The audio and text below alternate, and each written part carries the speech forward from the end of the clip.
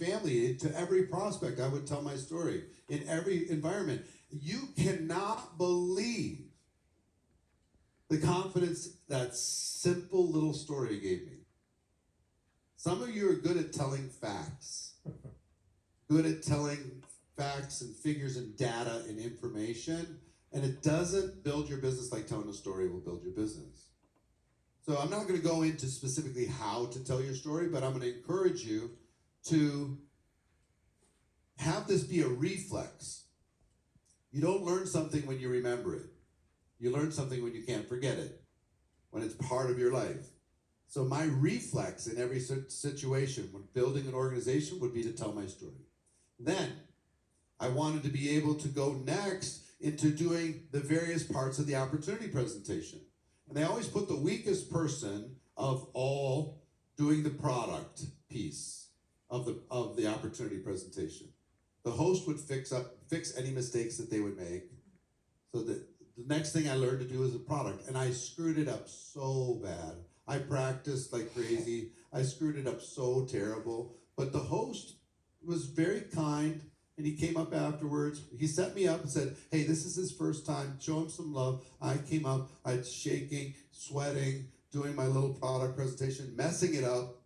And then he came back afterwards. Let me correct just a couple of things from Eric. That was his first time. Give him a round of applause. Everybody gave me some applause.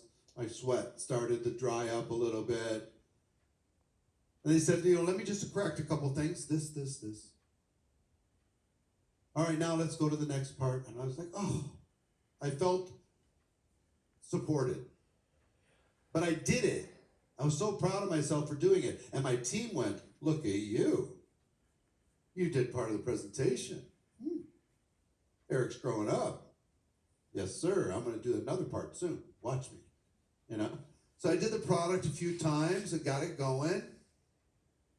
And then learned how to do the other segments. And eventually I graduated to hosting. And that was the prestige spot. Because now you're the only one building real rapport. You come out and host. Ladies and gentlemen, welcome. Thank you for being here. I learned what to do with my hands. Because at the beginning, what do you do with your hands? Little stuff. Like, I'll give you an example. Come here for a second. Little stuff. I just want you to put your hands at your side. Okay? And I'm going to do this. Who's in charge? Him or me? All right, now switch. Who's in charge? He is. Just from this, just having your hands here versus here, just that? Oh, okay. Now, don't have such good posture. Slouch a little bit. Just kind of be slouchy. Take the smile off your face. And I'm like this. Who has more influence? Not even close. Now, the opposite.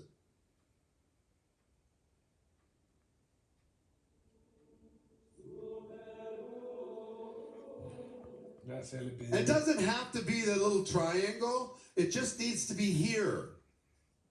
So just understand, all of you, little things. It just needs to be here. Just not here. Right? It needs to be here. It needs to be with a smile occasionally, not all the time, but there needs to be enough smiles. I have to remind myself to smile because I'll get in my head. In my studio at home, there's a big smiley face by the camera, like, hello, smile, tell your face, Eric, like, oh, sorry, hi, nice to see you, again, but give him a round of applause. Thank you very much. So, I learned how to do an opportunity presentation, and I learned it so well. Here's the thing, I could pretend I could be an actor, even though I wasn't the leader. Okay? So I could learn my lines. If there was a commercial that you could film and be the star of a 1-minute commercial on television, and they would pay you $1 million a year to be that spokesperson, but you had to learn some lines. How many of you could learn the lines for $1 million a year? You could learn the lines. How many of you could nail it? Yeah, for sure. Even if it's not your nature, you could nail it. So that's the way I treated it. I wrote down every word of a presentation, word by word. I recorded my own voice. I listened to it 1,000 times. I got it so it was like a one-person play. That was the presentation was. It was like a one-person show. And I could introduce other people into the show because I knew my words. I could do a 3-hour training on that same thing. I could do a 45-minute overview. I could do 20 minutes over lunch. I could do it in 4 minutes on a phone call. I could do it in all these various forms. And my confidence, boom, went up so much. So 1, being part of the cast. 2, learning how to tell your story. 3, learning how to do an opportunity presentation. Right? So that's excellent. And I decided that if the person with the marker makes the money, I'm going to get that marker. This marker's mine. I'm getting the marker. So, because, I mean, think about it. Think about all the greatest presenters in your company and what is their income compared to the non-presenters. Night and day. Crazy little sneaky thing, learning how to do this. And some of you, from whatever in your upbringing, have said, well, I'm a behind-the-scenes person. I like to put my people up on stage. Well, your people are getting a disservice because the rest of your team needs to see you in order to be able to listen to you and respect you. You need to get up there, okay? So learning this is really, really important. So 1 is your story. 2 is other people's stories. Learning how to tell stories. How many stories can you tell? Learning how to be a storyteller. Early mentor mine said, we are storytellers and we are well-paid storytellers. You need to learn how to collect stories. Respond to every circumstance with a story if you can. Somebody says, well, what's the ingredients in the product? You might know that. You can give them the ingredients, or you can say, I don't know about all that, but all I know is story, story, story. Tell a story about the scientists. Tell a story about the clinical study. Tell a story about somebody getting results. Tell a story about somebody changing their life. Tell a story about somebody using this product in order to be able to create a different future. Tell a story. You need every story. You need nurse stories and teacher stories and stay-at-home mom stories and single parent stories. You need student stories. You need retired people stories, old people stories, young people stories, people who failed their whole life stories, people who are already successful and millionaire stories and still join network marketing, successful entrepreneur stories, people who are on their last dime stories. You got to learn how to tell these stories and tell them well. Because if you learn how to tell stories and teach other people how to tell stories, I promise you, the old saying, facts tell, stories sell. Learn how to tell stories, other people's stories. You need to learn how to present about your products. Now, with your prospects, you should always be using third party. But for everybody else, you can be the third party. Your team brings somebody to you, you can tell them about the product. Just don't tell it to your prospects. Use a third party for that. But for everybody else, when you're on stage, you need to be able to present your company's products in such a compelling, exciting, interesting, visionary way that people lean forward when you're talking about the products.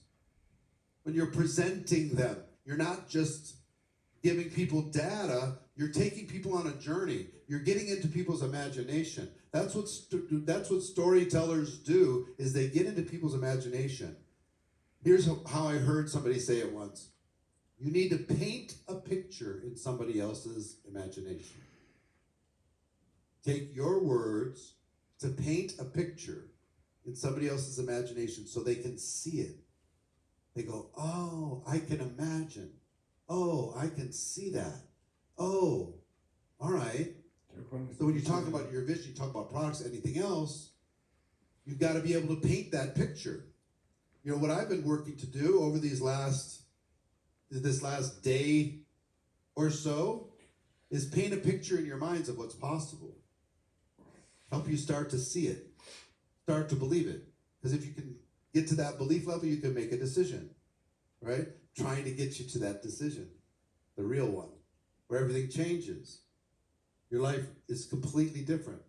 3 years from now, you're living a completely different life. When I talk about my 90-day story, I started off struggling. By the time I was done, I was a different person. The next year, I went to $1 million a year in income from one 90-day run. One 90-day run completely changed my life. And it took me on a journey.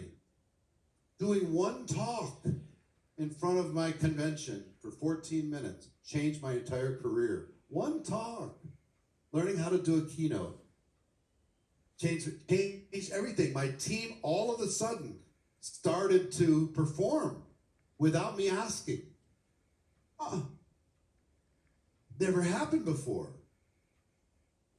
So even in just what I just shared, did that paint a little bit of a picture in your mind of what might happen? I hope so. So, opportunity stories, getting people started, what I call the crucial conversation, that story, learning how to present that to people, learning how to present and train skills, learning how to present and train an inspirational talk, learning how to do a keynote presentation. Could you do a one-day training on skills? Could you do an inspirational talk that would cause people to take bigger action? If the company asked you to, could you do a keynote presentation that would knock everybody's socks off? Here's what I want for you. I want to work to help you develop all of these. Because when you do, building your business gets, oh my gosh, I struggle describing how much easier building your business will be when you're excellent at this. Okay? So I'm going to give you some tips, and kind of in summary form, as many as I can. I can't take you all the way there, and I can't mentor you all the way there, but hopefully I can get you to a decision and start paying attention to little things. So let's talk about little things. Everything matters. Everything matters. If you're gonna be an excellent presenter, if you're gonna be a top level pro, if you're gonna be known in the world, online, in front of your team, in front of your company, in our profession, grooming matters. It matters. Now, here's what I mean by grooming, your appearance, okay? How you look. Are you sloppy or are you not? And nothing against my friends at home. I know you're relaxed and casual at home. But I want to challenge you, maybe during the lunch break, but certainly by tomorrow, to show up at home as if you're on this stage. Because look at the difference between people who are at home and people who are even in this room. Is there a difference? Yes, there's a difference. Everybody's at home in yoga pants and sweatshirts and kicking back and, you know, I get it. But if you're on the stage, what would you do? Probably look a little bit different. You know? What does your hair look like? What's your makeup? Put your makeup on. This is your moment. Right? Guys, trim the hair out of your ears and your nose. And some of you, those big eyebrow hair, trim that stuff a little bit. And here's what I would tell you when it comes to dressing. Dress intentionally. Just intentionally. Your brand, like Angela and Oliver's brand, they're very bohemian. That is their tribe. That is their whole community. And that is 100% authentic to them. Perfectly fine.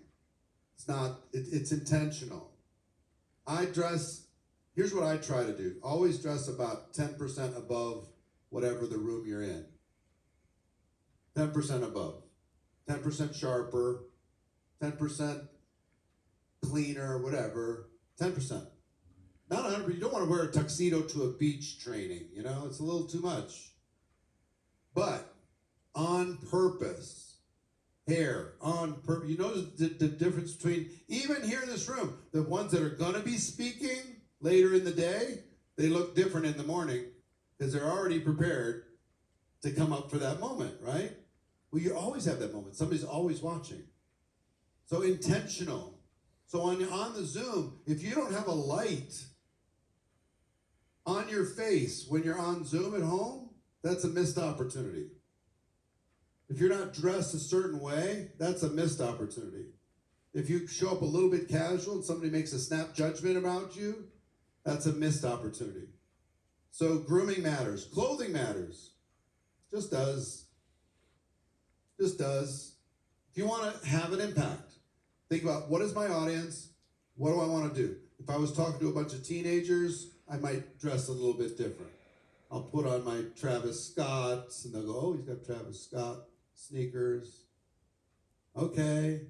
Maybe I'll wear jeans, but it's still going to be intentional. Maybe I'll wear a watch that's a fancy one. They'll go, oh, okay, fancy watch. You know what I mean? Might be a little different. If I'm in a boardroom for some big company, it's likely going to be slacks and sport coat, jacket. Maybe suit and tie, depends on the company. Don't do a lot of ties. Yeah, Richard Branson cut off one of my ties one time. That was fun. So clothing matters. Posture matters. Posture. Even posture in your Zooms. Posture in front of your group. I struggle with posture. I'm a sloucher. When I'm sitting on the couch, I slouch. When I'm sitting behind my desk, I slouch. I have to really work on it. My body actually gets a little sore from holding myself the way I should be holding myself all the time. Over the course of these 3 days, my body gets a little bit sore. But the way I stand, the way I hold my hands, the way I have my shoulders, the way I have my chin up, all matters. All of this has an impact. Okay, so I just want you to think about it. Be aware of it. Your energy. Your energy. Some people will just put people to sleep by their energy. Some people will not want to join you because of your energy. And sometimes it's unintentional. Early in my career, I believe that there's people who light the room up when they walk in, and there's people who dim the room when they walk in. I was a dim the room person as a network marketer because I would get so in my head thinking about stuff. I'm always strategizing. And one of my mentors, I remember we were having lunch with, we just had a business meeting. And it was an important business meeting. And he's doing this stuff, and I'm in my head, thinking about stuff while they're talking. He goes, the person we're talking to, that we're having this business meeting with, goes to the bathroom. And he said, what the heck are you doing? I'm like, what? What are you talking about? What is going on with your energy? If you don't change this, you cannot come to any more meetings with me, ever. I'm like, what are you talking about? I'm totally here. I'm mentally taking notes. I said, I don't care about your mental notes. Show up. Tell your face that you're excited. Bring your eye contact into the conversation. Put a smile on your face occasionally. You build me up, I build you up. That's the whole point. I was like, I didn't even realize I was doing it. Well, you are. You're bumming me out. So if you need to excuse yourself, feel free to excuse yourself. I'm like, no. So we came up with a little signal. The signal is he kicked me under the table if I was doing it. And then I'd show up. Like, oh, hi, I'm back. You know, it's like, put a smile back on my face, check into the conversation, nod my head, you know. Yeah, oh, that's a good point. Okay, I had to learn how to bring different energy. So, and there's different styles. And here's what's good. You can have great energy with your style. If you're quiet, be quiet, but have a relaxed intensity in the quiet. If you're loud, be loud. Okay? If you're Daniel G, you'll be Daniel G up here going, right? And some people are like, oh, it's too much. But most people are like, no, thank you. We needed the energy. So the more you are what you are, what you're going to learn how to do is modulate. You'll learn how to be way up here, kick ass, let's go. And you'll learn how to be here and talk about something that matters. And you could do things like this. You could pause. And everybody goes, oh, what happened? And stop talking for a second.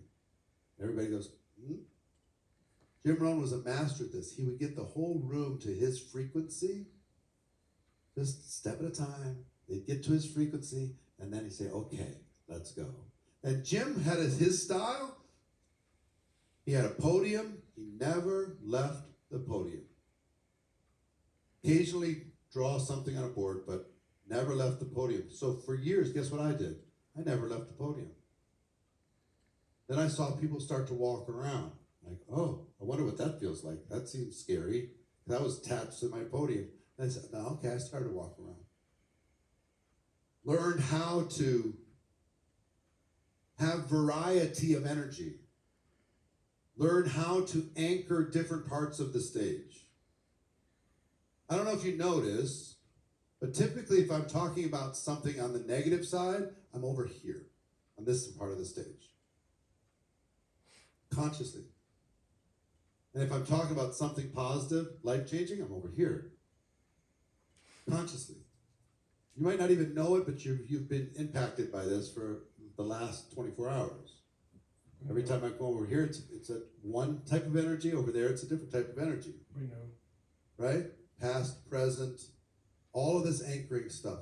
It all matters. All of the stuff matters. Variety of your voice matters. Energy, tempo, it all matters. Humor was a hard one.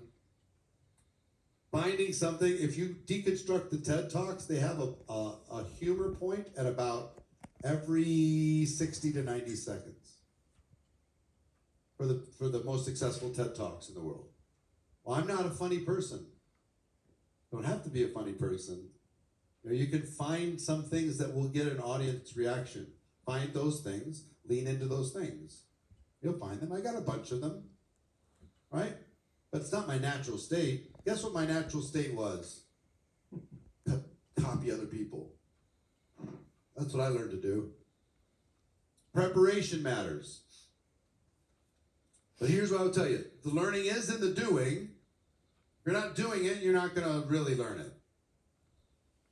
So, but preparation matters. I prepared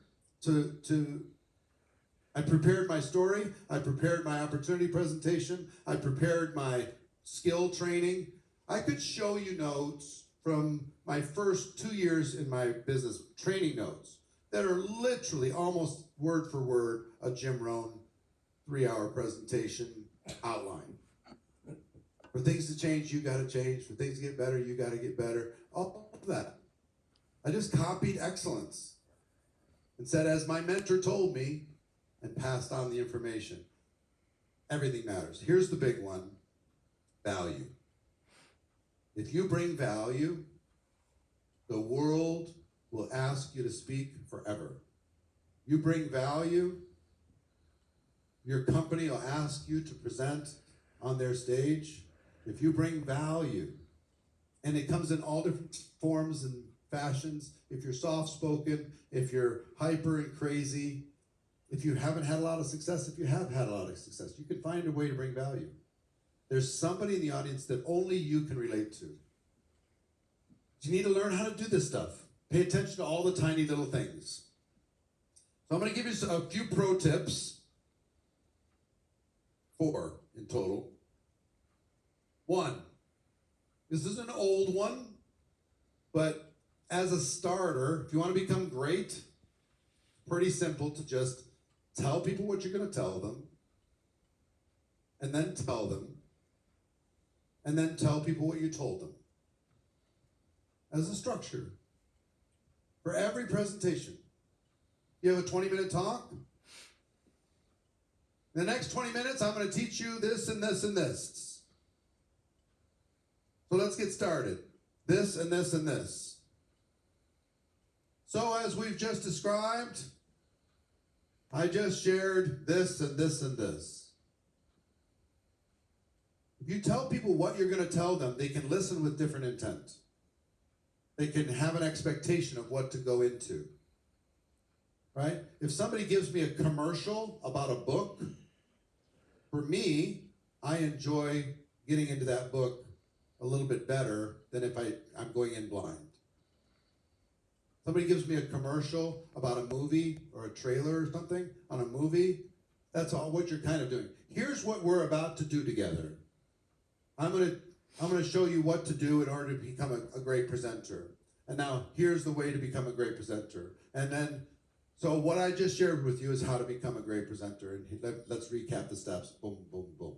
So just this simple little thing, try and do this the next time you do a Zoom. Next time you do a Zoom, open the Zoom, tell them what they're gonna experience. And then have them experience it, and then summarize what they just experienced. They will have a better learning experience. Okay? Mm-hmm. Next, always have a theme. Whatever your talk is, a theme. Here's what amateurs do. They try to put too much into too little bit of time, and it stresses everybody out. Don't ever tell people I'm running out of time. Don't ever tell people, oh my gosh, I have 14 more slides in 7 minutes. All you're doing is stressing people out. Now you're going to rush through these slides. It's better you just close it up. They don't know you have 14 more slides. They don't need to know. That's all I can tell you today. We'll have to continue the conversation later. Finish it. Be done. But if you have 4 themes in one talk, that's an amateur. One theme. Everything serves that one theme. You know what my theme is for this talk? Become a presenter. And it's important and valuable.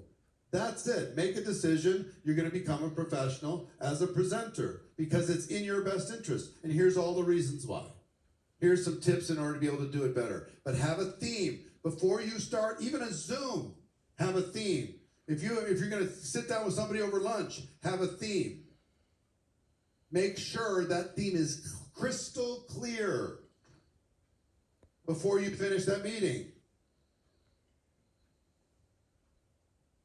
Number 3, always try to include 5 things in a talk. 1 theme, 5 things. If you can. 1, give people an assignment. Inside your talk, give them an assignment. Here's a suggestion. Give them something that they can do. They go, okay, something noteworthy. Oh, I'm going to do that. 2, challenge people. In our business, if you challenge people, people in our business love a challenge. Challenge them. And what do I mean by a challenge? Challenge people to do more or faster. If they're going to make a decision, let's make it today. If you're going to change your life, let's change it in the next 30 days. If it's going to be a 90 days, let's do it in 60 days. So it's either more or faster. Right? You're going to do this, you're going to bring 10 people, you have start 10 conversations. All right, let's start 25. Challenge. Always challenge for a little bit more. You'll find that people rise to a challenge. Think about all the great speeches. You know, the I Have a Dream speech, one of the most famous speeches ever. I have a dream. Jeez. There he is. So, okay. That one's really fast. And not planned. So assignments, right? How many assignments were there in that speech? How many assignments were in that speech? How many challenges were in that speech? How many stories were in that speech? What was the vision in that speech? A lot of vision, a lot of stories, assignments, and challenges. And then finally, fifth thing that you want to do inside of a talk, and this is in talk architecture, right, is a call to action. And finish your talk. Tell them what you just told them. Finish your talk with, the next thing I want you to do is this. Okay? So next time you do a Zoom, try not to finish the Zoom until you've done all 5 of those things. But no, but it's just an organizational Zoom with just our team, and we're talking about strategies for the holidays. Fine. Talk about strategies for the holidays. But have an assignment for them. Think about what that could be. Have a challenge for them to do more faster. Tell some stories of people who've done it in the past and had success. Tell stories of people who didn't do it in the past and lost the whole month, and it took 90 days for them to recover. Tell them the vision of what it's worth for them if they do what you're suggesting that they do, and give them a very specific call to action at the end. They'll forget all the rest, they'll remember the call to action. Okay? If you're going to serve, and not everybody's going to listen the same way, but I'm going to tell you, assignments, challenge, stories, vision, and a call to action. And let me give you a bonus tip. Bonus tip is this. It's okay to copy people. It's okay to copy people. In our business, it's fine. Copy them. Is anybody you admire? Do their talk. Give them credit. I learned this from one of my friends in our business. I learned this from one of my mentors. Copy, find a talk that lights you up, and then do that talk. I did Jim Rohn talks, I did Les Brown talks, I did Brian Tracy talks. I did a talk that was 30 plus years ago. My first big talk. You don't need to play it, John. I know he's got it queued up. But I did this talk, and I really prepared. And I listened to there was a program I bought that was the 50 greatest talks ever. And I just listened to all these different speeches, a lot of them political speeches. But I listened to these different speeches, and I incorporated a bunch of different things. Like I came up with a phrase, I'm going to the top, in that talk. And when people doubt you, you tell them, I'm going to the top, I'm going to the top, I'm going to the top, I'm going to the top. I repeated that phrase over and over and over again because the I Have a Dream was repeated over and over and over again as a way for people to remember. How do you remember that speech? You don't remember that speech about racial equality. You remember that speech, I have a dream. Okay, I'll do that. So I pulled a little piece from here. I pulled a little piece from there. Even the phrase, you're going to see me waving from the top of the mountain or dead on the side of the road. I'm not going back. I say that in the talk. That's an exact Jim Rohn quote from another talk that he did about the day that turns your life around. A little piece from here, and a little piece from there, and a little piece from the next guy. I pieced it all together, and I will tell you, I started when I was in theater early on, and musical theater stuff, people would just say, just be yourself, relax, just be yourself. Terrible advice for me. Because I didn't like myself, I wasn't comfortable with myself. So what I learned to do is be other people. So for a good season of time, I was Jim Rohn, standing behind the podium, looking at my notes, telling my story, using his same voice inflections, all of it. If you go back and listen, you could still hear some today. If any of you students of Jim Rohn, you can hear quite a bit of Jim Rohn in my voice today. And then I saw Tony Robbins walk away from the thing. Like, okay, this is something different. And then I saw Tony do this. He got off the stage and he went and connected directly to a person. And it's like changed the energy of the room. I'm like, oh, that's interesting. I wonder if I could do that. So then I started to play around with that. How many of you felt a change in energy when I just came here?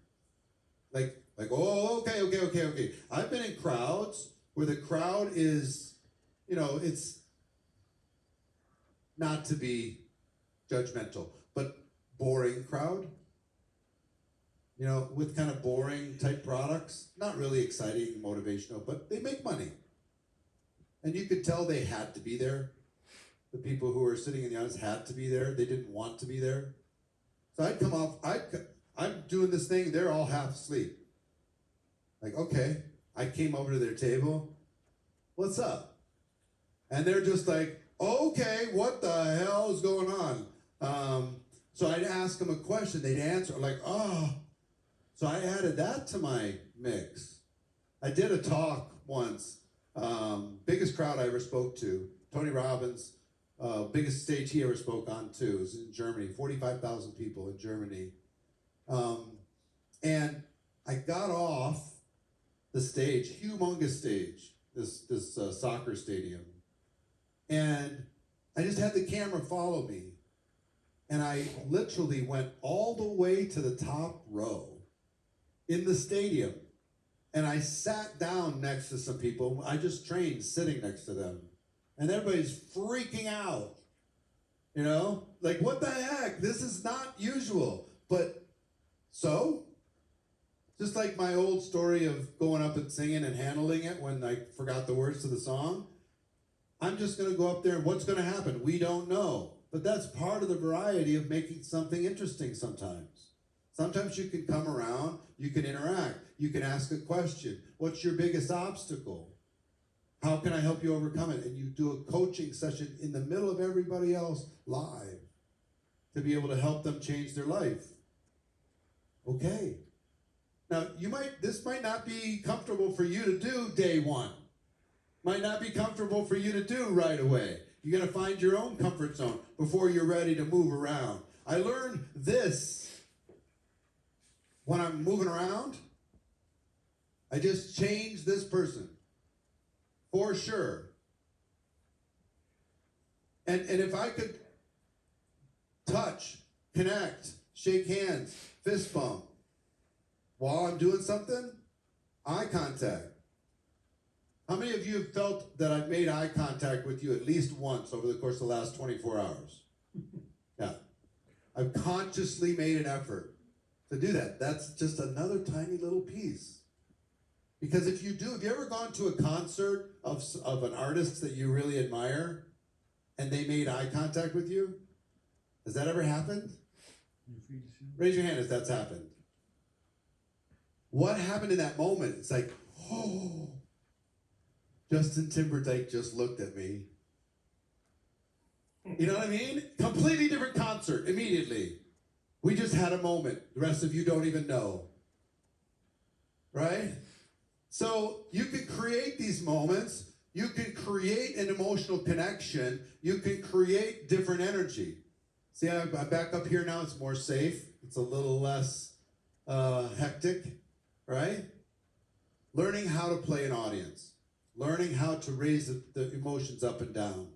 Learning how to add intensity, to bring it down, to be real, to be interactive. What are we trying to do? We're trying to assist somebody in experiencing a breakthrough. Every one of our talks, it's different. If you're going to go speak for your local community, Chamber of Commerce, that's one thing.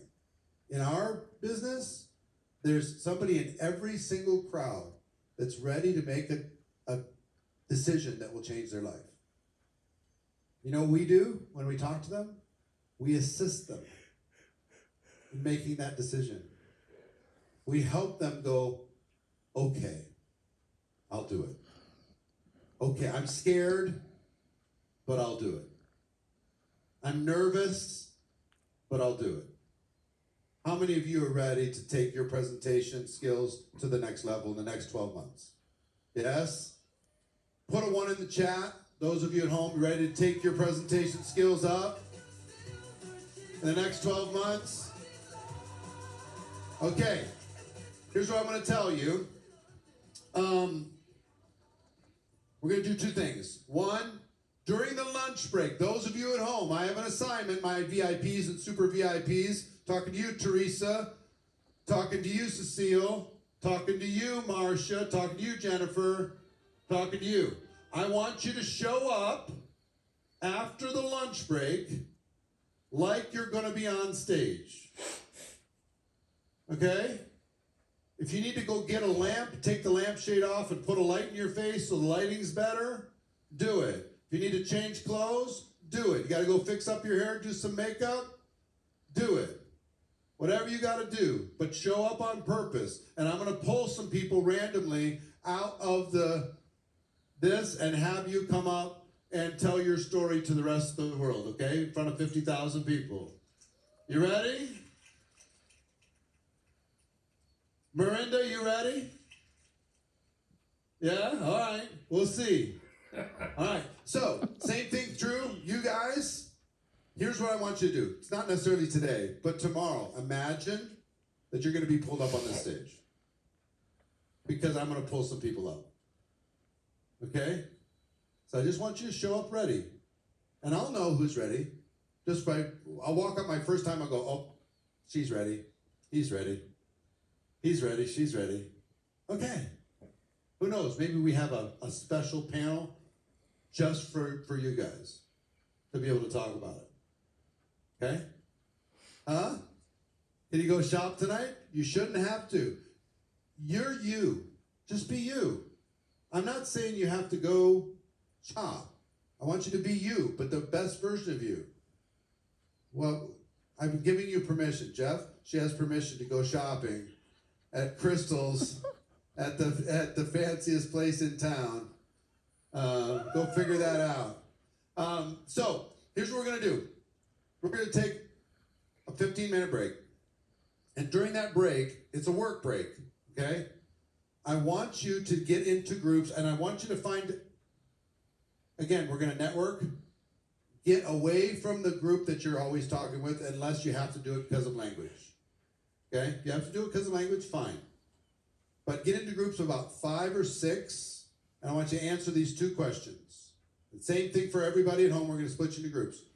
What is your monthly revenue goal that you want to achieve by the end of 2026? How much do you want to be earning in December 2026 for that month? I want a monthly number. Okay? Forget about what's reasonable. Just what came into your head. What would be a successful year? And 2, what needs to change in order for you to accomplish that goal? Okay? Those are the 2 questions. And here's what I'm going to tell you. We're going to come back in 15 minutes. You're going to hear from one of the fastest growing, most successful network marketers in the world, Sandro Cazzato, right after this break. And this afternoon, you're going to hear from Russell Brunson. You're going to hear again from Daniel G. We're going to be talking about leadership and recruiting. We got a lot that we're going to cover. Today is just going to absolutely blow your minds. I'm going to let you know about all of this retention mastery, sales mastery, duplication mastery, presentation mastery to guide you towards the ultimate breakthrough, okay? It's time for all of us to change the game. So we're going to take 15 minutes, treat it serious, be in your seat in 15 minutes from now. Ready, set, go.